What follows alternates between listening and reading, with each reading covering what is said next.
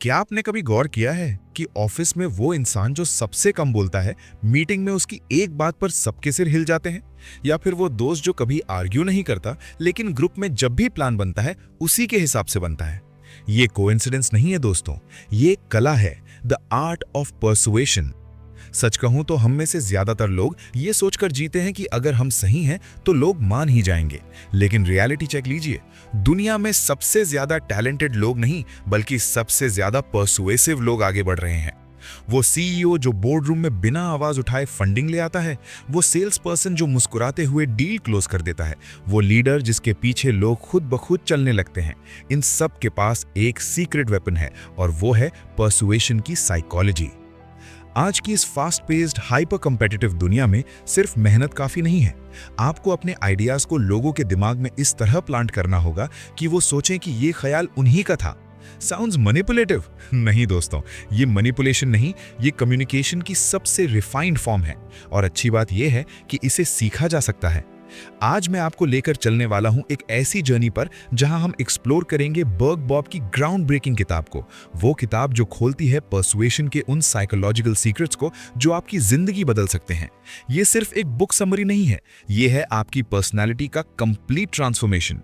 तो अगर आप चाहते हैं कि आपकी बात को सुनकर लोग झट से हाँ बोल दें, बिना अग्रेसिव बने आप अपना पॉइंट प्रूव कर सकें, आपकी प्रेजेंस में एक नेचुरल अथॉरिटी आ जाए, लोग आपकी राय को सीरियसली लें और रिस्पेक्ट करें, तो इस वीडियो को अंत तक देखिए, क्योंकि मैं गारंटी देता हूं आज के बाद आप लोगों को देखने का, समझने का और इन्फ्लुएंस करने का नजरिया हमेशा के लिए बदल जाएगा। क्योंकि परसुएशन कोई जादू नहीं, ये एक साइंस है और आज आप इस साइंस के मास्टर बनने वाले हैं। तो चलिए शुरू करते हैं। अध्याय 1, बिना डराए धमकाए जीतना। इस अध्याय में लेखक एक बेहद शक्तिशाली लेकिन शांत सच सामने रखते हैं। सच्ची जीत शोर नहीं करती, वो असर छोड़ती है। जब आप दूसरों को डराकर, दबाकर या नीचा दिखाकर जीतने की कोशिश करते हैं तो सामने वाला भले ही हार मान ले लेकिन दिल से कभी आपका साथ नहीं देता। वहीं जब आप सम्मान, समझदारी और संयम के साथ आगे बढ़ते हैं तो लोग सिर्फ आपकी बात नहीं मानते, वे आपको मानते हैं। यही असली विनिंग विदाउट इंटिमिडेशन है। लेखक कहते हैं कि जीत का पहला नियम है अपनी भावनाओं पर नियंत्रण, क्योंकि अक्सर लोग हालात से नहीं, अपनी रिएक्शन से हारते हैं। जब कोई आपको उकसाता है, अपमान करता है या गलत व्यवहार करता है, तब अगर आप भी उसी लेवल पर उतर आते हैं तो खेल आप पहले ही हार चुके होते हैं। लेकिन अगर आप उस पल शांत रहते हैं, गहरी सांस लेते हैं और सोच समझकर जवाब देते हैं तो शक्ति अपने आप आपके हाथ में आ जाती है। साइलेंस यहाँ कमजोरी नहीं, स्ट्रैटेजी बन जाती है। इस अध्याय का सबसे बड़ा संदेश यही है कि जो खुद पर कंट्रोल रख सकता है वही सिचुएशन को कंट्रोल कर सकता है। जब आप गुस्से की जगह क्लैरिटी चुनते हैं तो सामने वाला कंफ्यूज हो जाता है, उसे समझ नहीं आता कि आपको कैसे हराए, क्योंकि आप लड़ ही नहीं रहे, आप समझ रहे हैं। और यही समझ आपको दूसरों से अलग, ऊंचा और प्रभावशाली बनाती है। लेखक ये भी बताते हैं कि लोग ताकत से नहीं, इमोशनल इंटेलिजेंस से प्रभावित होते हैं। जो व्यक्ति दबाव में भी बैलेंस्ड रहता है वही लॉन्ग टर्म में ट्रस्ट और रिस्पेक्ट जीतता है। डर से मिली जीत टेम्पररी होती है लेकिन समझदारी से मिली जीत स्थायी होती है। इसलिए अगर आपको सच में जीतना है तो आवाज ऊंची करने की जरूरत नहीं, सोच ऊंची करने की जरूरत है। अध्याय 2, मनाने की कला को सीखना। बर्ग इस अध्याय में एक बेहद रोचक सच उजागर करते हैं। लोगों को प्रभावित करना कोई जन्मजात टैलेंट नहीं बल्कि एक ऐसी आर्ट है जिसे कोई भी सीख सकता है। अक्सर हम सोचते हैं कि सामने वाले को लॉजिक से समझा देंगे तो वो मान जाएगा, लेकिन असल दुनिया में फैसले दिमाग से नहीं, दिल से लिए जाते हैं। इंसान पहले इमोशन से जुड़ता है, बाद में तर्क ढूंढता है। यही वजह है कि कई बार सही बात भी गलत तरीके से कही जाए तो असर नहीं करती। अगर आप सच में प्रभाव डालना चाहते हैं तो सबसे पहले सामने वाले की भावनाओं को समझना सीखिए। उसकी बात ध्यान से सुनिए, उसकी फीलिंग्स को एक्नॉलेज कीजिए और उसे ये एहसास दिलाइए कि उसकी सोच मायने रखती है। जब कोई व्यक्ति सम्मान और समझ महसूस करता है तो उसका दिल अपने आप खुलने लगता है। यहीं से परसुएशन की असली शुरुआत होती है। बर्ग कहते हैं कि मनाने की कला दबाव बनाने में नहीं बल्कि जुड़ाव बनाने में छिपी है। जब आप किसी को जीतने की बजाय उसे समझने की कोशिश करते हैं तो वो खुद आपकी बात मानने लगता है। याद रखिए, लोग आपकी बातों को नहीं, आपकी इंटेंट और इमोशन को महसूस करते हैं। और जब आप दिल से जुड़ना सीख जाते हैं तो बिना बहस, बिना जोर लगाए आपकी बात असर करने लगती है। अध्याय 3, जान पहचान, पसंद और भरोसा। यह अध्याय एक बेहद शक्तिशाली और सच्चे सिद्धांत पर टिका है। People do business with people they know, like and trust. यानी लोग उन्हीं के साथ काम करते हैं, उनकी मदद करते हैं और उन पर भरोसा करते हैं जिन्हें वे जानते हैं, पसंद करते हैं और विश्वास करते हैं। ये कोई जादू नहीं, बल्कि इंसानी स्वभाव की सबसे गहरी सच्चाई है। आप कितने ही टैलेंटेड क्यों ना हो, अगर सामने वाला आपसे जुड़ाव महसूस नहीं करता तो आपकी बात असर नहीं करेगी। लेखक बताते हैं कि भरोसा किसी एक बड़े वादे से नहीं, बल्कि छोटे छोटे व्यवहार, स्मॉल बिहेवियर से तैयार होता है। आपकी टोन, आपकी बॉडी लैंग्वेज, आपकी सिंसियरिटी और सामने वाले की बात को ध्यान से सुनने की आदत, यही वो चीजें हैं जो धीरे धीरे एक मजबूत रिश्ता बनाती हैं। जब आप किसी को ये महसूस करा देते हैं कि यू जेन्युइनली केयर, तब लोग अपने आप आपके करीब आने लगते हैं। इस अध्याय में यह भी समझाया गया है कि लाइकेबिलिटी कोई जन्मजात टैलेंट नहीं, बल्कि एक सीखी जाने वाली स्किल है। जब आप किसी की बात को बिना जजमेंट के सुने, उनकी फीलिंग्स को एक्नॉलेज करें और ईमानदारी से उनकी मदद करना चाहें, तो लोग आपको पसंद करने लगते हैं। और याद रखिए, लोग आपकी बातों को नहीं, बल्कि उस एहसास को याद रखते हैं जो आपने उन्हें दिया। सबसे अहम बात है ट्रस्ट। भरोसा तभी बनता है जब आपकी बात और आपके काम में कंसिस्टेंसी हो। आप जो कहते हैं वही करते हैं, यही ट्रस्ट की फाउंडेशन है।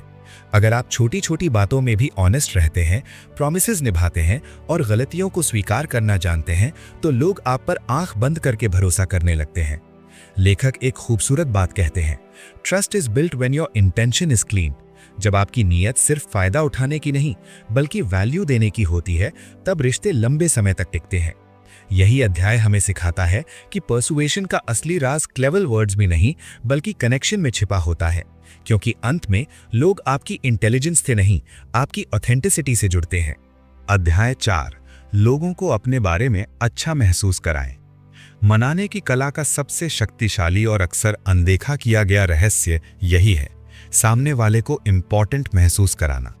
सच मानिए, दुनिया में हर इंसान एक ही चीज के लिए भूखा है, रिस्पेक्ट और रिकग्निशन। जब आप किसी इंसान के ईगो को चोट पहुंचाने के बजाय उसकी जेन्युइन अप्रिसिएशन करते हैं, तो आप उसके दिल का दरवाजा खोल देते हैं।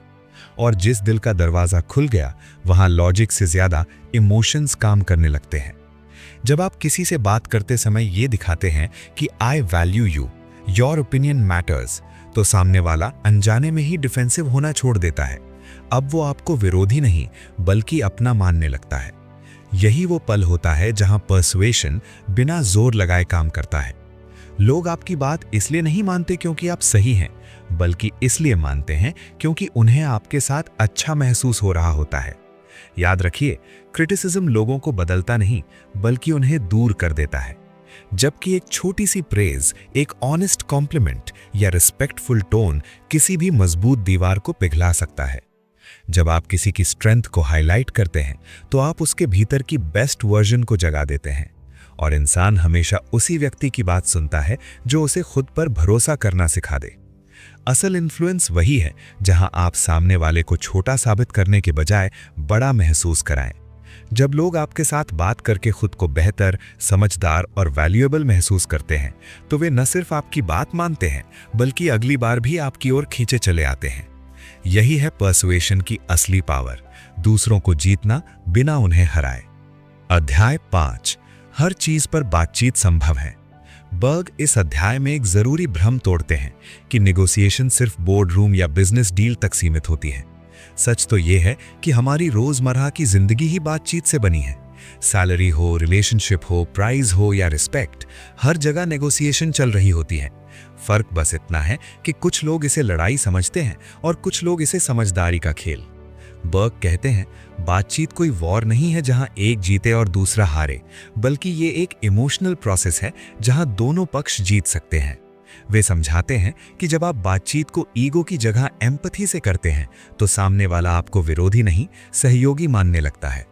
ज्यादातर लोग मोल भाव को जिद, दबाव या चालाकी से जोड़ते हैं, लेकिन असली ताकत विनम्रता और रचनात्मक सोच में होती है।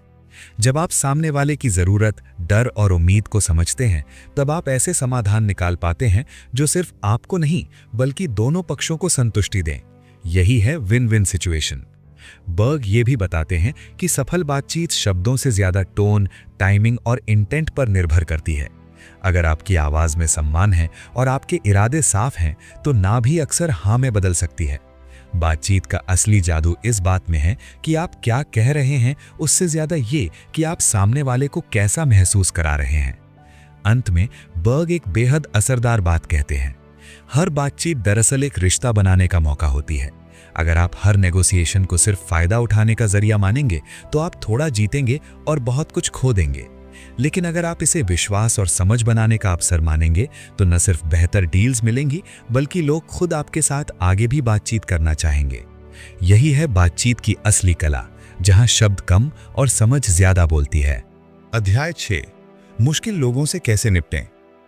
जिंदगी में सबसे बड़ी चुनौती अक्सर हालात नहीं होते, बल्कि मुश्किल लोग होते हैं। कभी कोई बात बात पर भिड़क जाता है तो कभी कोई जिद पर अड़ जाता है और हम सोचते रह जाते हैं कि अब क्या करें। लेखक इस अध्याय में बताते हैं कि ऐसे लोगों से निपटना लड़ाई जीतने का खेल नहीं, बल्कि शांति बनाए रखने की कला है। सबसे पहला और जरूरी नियम, सामने वाले के गुस्से को पर्सनल मत लीजिए। अक्सर उनका गुस्सा आपसे नहीं, बल्कि उनकी अंदरूनी परेशानियों, डर या फ्रस्ट्रेशन से जुड़ा होता है। लेखक समझाते हैं कि जब आप गुस्से के जवाब में गुस्सा नहीं बल्कि कामनेस दिखाते हैं तो सामने वाला धीरे धीरे अपनी तीव्रता खोने लगता है। यहीं पर एक शक्तिशाली तकनीक काम आती है, फील फेल्ट फाउंड। इसका मतलब है, पहले सामने वाले की फीलिंग्स को स्वीकार करें, फिर बताएं कि किसी और ने भी ऐसा फेल्ट किया था और अंत में साझा करें कि उन्होंने क्या फाउंड किया। उदाहरण के लिए, I understand how you feel, many people have felt the same way in this situation and what they found was. ये तरीका सामने वाले को ये एहसास दिलाता है कि आप उसके खिलाफ नहीं, उसके साथ खड़े हैं। जब इंसान को सुना और समझा हुआ महसूस होता है तो उसका गुस्सा अपने आप नरम पड़ने लगता है। लेखक कहते हैं, आपका लक्ष्य किसी को गलत साबित करना नहीं, बल्कि कनेक्शन बनाना होना चाहिए। एक और महत्वपूर्ण बात, बहस जीतने से रिश्ते नहीं बनते, लेकिन सहानुभूति से बड़े बड़े टकराव भी पिघल जाते हैं। अंत में ये अध्याय हमें सिखाता है कि मुश्किल लोग हमारी परीक्षा लेने नहीं, बल्कि हमें भावनात्मक रूप से मजबूत बनाने आते हैं। अगर आप हर कठिन इंसान से शांति, समझदारी और सही शब्दों के साथ निपटना सीख लें तो न सिर्फ रिश्ते बेहतर होंगे, बल्कि आप खुद को पहले से कहीं ज्यादा कॉन्फिडेंट और मैच्योर महसूस करेंगे। अध्याय 7, मनाने की कला का क्रियान्वयन। इस अध्याय में किताब की सारी सीख एक्शन मोड में आ जाती है। लेखक बताते हैं कि परसुएशन सिर्फ किताबों में पढ़ने या भाषणों में बोलने की चीज नहीं है, बल्कि ये रियल लाइफ स्किल्स हैं जिन्हें रोजमर्रा की जिंदगी में इस्तेमाल किया जा सकता है। यहाँ सिद्धांत जमीन पर उतरते हैं, कैसे आप एक सामान्य बातचीत को भी प्रभावशाली बना सकते हैं। लेखक समझाते हैं कि असली परीक्षा तब होती है जब सामने वाला सहमत ना हो, समय कम हो और दांव ज्यादा हो। कस्टमर सर्विस से लेकर ऑफिस एनवायरनमेंट तक लेखक कई प्रैक्टिकल एग्जाम्पल्स के जरिए दिखाते हैं कि सही शब्द, सही भाव और सही समय कैसे बड़े परिणाम दे सकते हैं। जैसे गुस्से में आए ग्राहक को शांत करना हो या बॉस को अपने आइडिया के लिए तैयार करना हो। हर स्थिति में एक बात कॉमन है, लोग पहले समझे जाना चाहते हैं, फिर मनाए जाना। जब आप सामने वाले की भावना को एक्नॉलेज करते हैं तो आधी जीत वहीं हो जाती है। इस अध्याय का सबसे बड़ा संदेश यही है कि मनाने की कला कोई जादू नहीं, बल्कि एक कॉन्शियस प्रोसेस है। जब आप एम्पैथी, पेशेंस और क्लैरिटी के साथ बात करते हैं तो बातचीत टकराव नहीं, बल्कि विन विन सिचुएशन बन जाती है। लेखक आपको ये एहसास दिलाते हैं कि अगर आप रोज छोटी छोटी बातचीत में इन टेक्निक्स को अप्लाई करने लगें तो धीरे धीरे आपकी पर्सनैलिटी, कॉन्फिडेंस और इन्फ्लुएंस तीनों बदलने लगते हैं। यही वजह है कि ये अध्याय सिर्फ पढ़ने के लिए नहीं, बल्कि प्रैक्टिस करने के लिए बना है। अध्याय 8, आपको दूसरों से अलग क्या बनाता है। इस अध्याय में बर्ग एक बहुत ही गहरी लेकिन सरल सच्चाई बताते हैं। आपको खास बनाने वाली चीज आपकी स्किल्स या पोजीशन नहीं, बल्कि आपका कैरेक्टर होता है। दुनिया में टैलेंटेड लोग बहुत हैं, लेकिन याद वही रखे जाते हैं जिनकी इंटेग्रिटी, ह्यूमिलिटी और इंटेंशन साफ होती हैं। जब आप बिना किसी स्वार्थ के सच बोलते हैं, सामने वाले को सम्मान देते हैं और जरूरत पड़ने पर मदद के लिए आगे बढ़ते हैं, तब लोग आपको सिर्फ एक व्यक्ति नहीं, बल्कि एक भरोसेमंद इंसान के रूप में देखने लगते हैं। बर्ग कहते हैं कि प्रभावशाली बनने के लिए जोर दिखाने की जरूरत नहीं होती, असली ताकत आपकी कंसिस्टेंसी में होती है। आप हर परिस्थिति में कैसे बर्ताव करते हैं। जब लोग जानते हैं कि आप मुश्किल समय में भी ईमानदारी से पीछे नहीं हटेंगे, तो आपका प्रभाव अपने आप बढ़ने लगता है। आपकी विनम्रता आपको छोटा नहीं बनाती, बल्कि लोगों के दिलों में आपकी जगह और बड़ी कर देती है। इस अध्याय का सबसे खास संदेश ये है कि सक्सेस टेम्पररी हो सकती है, लेकिन कैरेक्टर परमानेंट होता है। लोग आपकी बातें भूल सकते हैं, आपके शब्द भूल सकते हैं, लेकिन आपने उन्हें कैसा महसूस कराया ये कभी नहीं भूलते। जब आप दूसरों की जीत में खुश होते हैं, उनकी परेशानियों को समझते हैं और बिना शोर किए सही काम करते हैं, तब आप भीड़ से अलग दिखने लगते हैं। आखिर में बर्ग हमें याद दिलाते हैं कि दुनिया को एक और स्मार्ट इंसान की नहीं, बल्कि एक रिलायबल, काइंड और ऑथेंटिक इंसान की ज़रूरत है। और जब आप ऐसे बन जाते हैं तो लोग आपको फॉलो नहीं करते, वे आप पर भरोसा करते हैं। यही भरोसा आपको एक सामान्य व्यक्ति से उठाकर एक प्रभावशाली व्यक्तित्व बना देता है। अध्याय 9, ज्ञान की अनमोल बातें। इस अंतिम अध्याय में लेखक अपने जीवन की यात्रा से निकली हुई उन छोटी छोटी सीखों को साझा करते हैं जो देखने में साधारण लगती हैं लेकिन असर में असाधारण होती हैं। वे बताते हैं कि असली विजडम भारी भरकम किताबों में नहीं, बल्कि रोजमर्रा की बातचीत, अनुभवों और गलतियों से जन्म लेती है। जीवन में आगे बढ़ने के लिए सबसे पहली शर्त है ह्यूमिलिटी। जितना ऊपर उठो उतना ही जमीन से जुड़े रहो, क्योंकि घमंड आपको लोगों से दूर करता है, जबकि विनम्रता आपको लोगों के दिलों के करीब लाती है। लेखक जोर देते हैं कि कंटिन्यूअस लर्निंग ही वो आदत है जो आपको समय के साथ रेलेवेंट बनाए रखती है। दुनिया बदल रही है, लोग बदल रहे हैं, और अगर आप सीखना बंद कर देते हैं तो आप वहीं ठहर जाते हैं। हर इंसान, हर परिस्थिति और हर बातचीत में कोई ना कोई लेसन छुपा होता है। बस जरूरत है खुले मन से सुनने और समझने की। जो व्यक्ति सीखने की भूख बनाए रखता है वही लंबे समय तक ग्रोथ करता है। इस अध्याय की सबसे खूबसूरत बात है रिस्पेक्ट इन एवरी कॉन्वर्सेशन। लेखक कहते हैं कि आप किसी से कैसे बात करते हैं यही तय करता है कि लोग आपको कैसे याद रखेंगे। जीतने के लिए आवाज ऊंची करना जरूरी नहीं, बल्कि शब्दों में सच्चाई और सम्मान होना जरूरी है। जब आप सामने वाले को वैल्यू देते हैं तो आपकी बात खुद ब खुद असर करने लगती है। अंत में लेखक याद दिलाते हैं कि सक्सेस कोई एक दिन की उपलब्धि नहीं, बल्कि रोज निभाई गई सही आदतों का नतीजा है। विनम्र रहना, सीखते रहना और लोगों का सम्मान करना, ये तीनों मिलकर एक ऐसा स्ट्रॉन्ग कैरेक्टर बनाते हैं जो हर चुनौती में आपके साथ खड़ा रहता है। यही छोटी छोटी बातें समय के साथ आपके जीवन को बड़ा बना देती हैं। इस पुस्तक का सबसे बड़ा और गहरा संदेश है एथिकल इन्फ्लुएंस, यानी ऐसा प्रभाव जो दबाव से नहीं बल्कि समझ और संवेदना से पैदा होता है। बॉब बर्ग बड़ी खूबसूरती से समझाते हैं कि पर्सुएशन और मैनिपुलेशन के बीच एक बहुत महीन लेकिन निर्णायक रेखा होती है। जहां मैनिपुलेशन केवल अपने फायदे के बारे में सोचता है, वही पर्सुएशन का आधार होता है विन विन सोच। ये पुस्तक हमें सिखाती है कि असली जीत वही होती है जिसमें सामने वाला भी खुद को विजेता महसूस करे। लेखक इस बात पर खास जोर देते हैं कि इंसान तर्क से ज्यादा भावनाओं से चलता है। हम चाहे कितने भी सही क्यों ना हो, अगर सामने वाले की भावनाओं को ठेस पहुंची तो हमारा संदेश कभी स्वीकार नहीं किया जाएगा। लेकिन अगर हम बिना किसी के अहंकार को चोट पहुंचाए उनकी भावनाओं को समझकर बात करें तो सबसे मुश्किल इंसान का भी सहयोग पाया जा सकता है। यही कारण है कि ये पुस्तक हमें एम्पैथी, एक्टिव लिसनिंग और कर्टेसी जैसे गुणों को सिर्फ शिष्टाचार नहीं बल्कि बेहद शक्तिशाली हथियार मानना सिखाती है। पुस्तक ये भी बताती है कि प्रभाव जमाने का मतलब बोलते रहना नहीं, बल्कि सही समय पर चुप रहकर सामने वाले को सुनना है। जब कोई महसूस करता है कि उसे सुना जा रहा है, समझा जा रहा है, तब वो स्वाभाविक रूप से जुड़ने लगता है। यही जुड़ाव विश्वास को जन्म देता है और विश्वास ही हर सफल संबंध, सौदे और नेतृत्व की नींव है। अंततः इस पुस्तक का केंद्रीय दर्शन बहुत सरल लेकिन बेहद असरदार है। दूसरों को वो दिलाने में मदद करना जो वे चाहते हैं, दरअसल वही सबसे शॉर्टकट रास्ता है अपने लक्ष्य तक पहुंचने का। जब आप लोगों के लिए मूल्य बनाते हैं, उनकी समस्याओं को अपनी समस्या समझते हैं, तो दुनिया खुद ब खुद आपके लिए रास्ते खोलने लगती है। यही है नैतिक प्रभाव की असली ताकत, शांत, सकारात्मक और लंबे समय तक टिकने वाली। उम्मीद है कि आपको ये वीडियो पसंद आया होगा। अगर आपको पसंद आए हैं तो फिर कमेंट सेक्शन में कमेंट जरूर लिखें और चैनल को सब्सक्राइब जरूर कीजिए। मिलते हैं अगली वीडियो में, तब तक के लिए थैंक यू और टेक केयर।